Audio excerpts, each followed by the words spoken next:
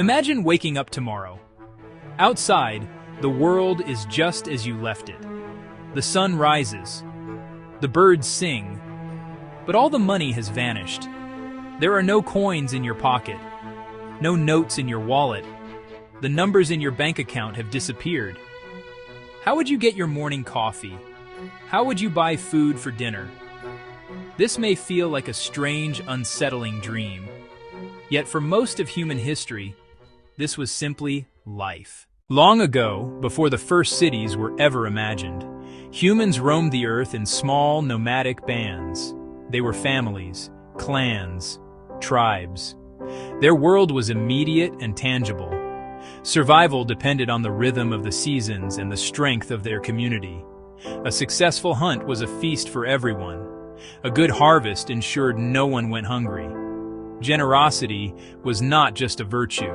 It was a survival strategy. If you shared your catch today, someone would share with you tomorrow. Life was a delicate dance of giving and receiving, held by kinship and trust. In these small societies, everyone had a role. Some were swift runners, perfect for tracking game across the plains.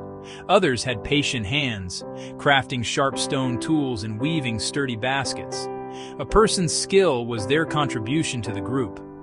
The potter did not charge for pots. She made them for the community. In return, the community offered food, protection, and a place to belong. This system of shared responsibility worked beautifully for a very long time. As people learned to cultivate the land, they began to settle down. Villages sprouted where there were once only camps. With settlement came a new way of life, one that produced more than it consumed. For the first time, people had a surplus. And that surplus asked a powerful question: what now? Think of a small village nestled by a river. The water provides fish. The forest provides game. Fertile land provides grain. Each person contributes what they can. A hunter has more meat than his family can eat, but his tools are broken. A farmer has a surplus of grain, but her children need warmer clothes. They have something to give, and a need to be filled. In these small dilemmas, seeds of a new idea took root. An idea born not of greed, but of necessity. It was the birth of trade, a force that would connect people and build markets. Picture a fisherman by the sea, his nets heavy with silver fish. He does not sell, he trades. He needs bread. The baker needs fish. They agree on a fair swap, and both walk away happy. Each gives what they have in abundance and receives what they lack. Barter began to connect communities, widening horizons and weaving a larger human tapestry. Let's imagine a blacksmith. Strong arms hammer iron into sharp plows and sturdy axes. He is a master of his craft, and his tools are in high demand. But the blacksmith cannot eat iron. He needs food, so he trades. One axe for a sack of potatoes, a new plow for a small pig. Value is not fixed, it is negotiated at the moment of trade. Barter allowed specialization. Each person could focus on their craft. Tools grew stronger, pots more beautiful, harvests more plentiful. But a hidden flaw soon appeared. Barter relied on a double coincidence of wants. I must want what you have, and you must want what I have, at the same time. If the basket weaver wants honey instead of shoes, the trade fails. You might spend a whole day arranging a chain of swaps for one simple need. Another crack. How do you decide what something is worth? How many chickens is one cow worth?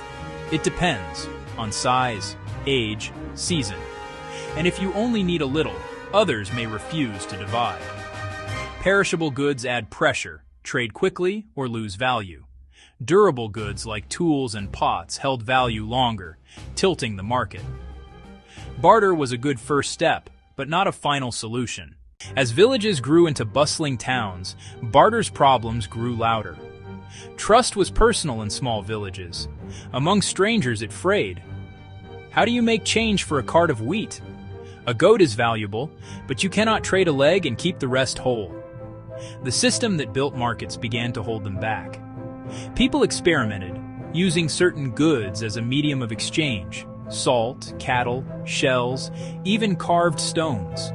chosen because they were widely desired, durable, and somewhat uniform. Now the shoemaker could trade for salt, then use the salt for a basket. No perfect match required.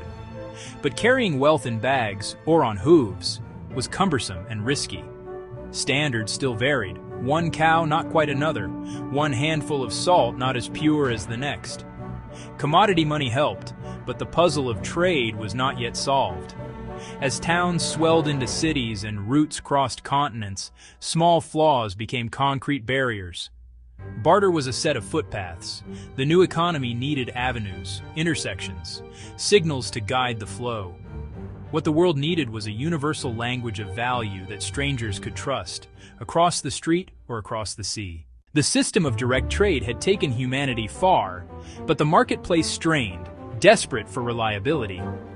The answer would not be a better swap, but a leap of imagination, a new technology to change exchange forever. Barter changed human civilization forever, but it also created a problem so serious that it forced humanity to invent money. In the next lesson, we'll discover exactly why barter failed and why gold became the world's first trusted form of money. Next episode, why barter failed and the rise of gold.